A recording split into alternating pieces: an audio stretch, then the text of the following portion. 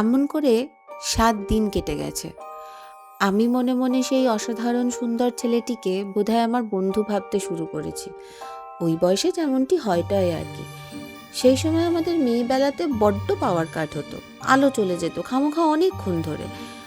কখনো আমরা হ্যারিকেনের আলোতে পড়তে বসতাম, আবার কখনো মা হয়তো ভালোবেসে বলতেন, থাক থাক আজ আর পড়তে হবে না, বাবা জল খাবার খাচ্ছেন, আমি সেখানে যাচ্ছি, তোমরা এখানে ব্যালকনিতেই থাকো।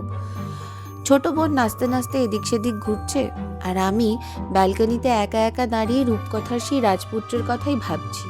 কি ও কবে সেই বাড়িতে বাস করতো কেই বা জানে। সেদিন কেমন একটা অস্বস্তিকর অনুভূতি হয়েছিল, জানি না।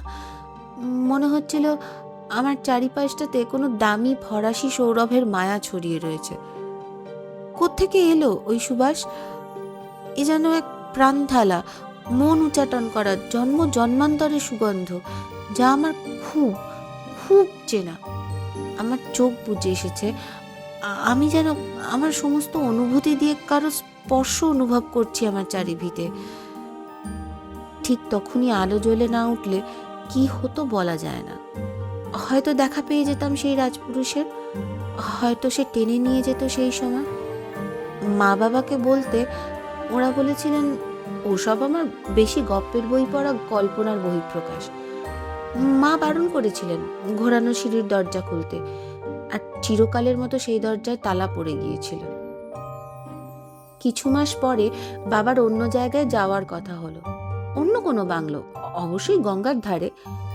ঠিক যাওয়ার দিন বড্ড মন কেমনের মধ্যে আমি সেই তালাবন্ধ দরজার কাছে গিয়ে বললাম, রাজপুরুষ, আমি চলে যাচ্ছি, আর কখনো দেখা হবে না, যদি চাও একবার দেখা দিও। কিন্তু তার অভিমান ভাঙায় সাধ্যি কার? গাড়িতে গিয়ে বসেছি সবাই, জিনিসপত্র চলে গেছে আগেই। ওপরের দিকে তাকালাম শেষবারের মতো। মনে হলো ভারী পর্দা দেওয়া জানালায় কার একটা মুখ, অস্পষ্ট খুবই, কিন্তু আমার কেমন মনে হলো সেই আমাদের শেষ দেখা হলো। মায়ের পার্বতী পিসি অবশ্য বলেছিলেন পরে, ও নিয়ে মোটে ভাবিসনি, এই জন্মে না হলেও পরের জন্মে নিশ্চয় দেখা মিলবে।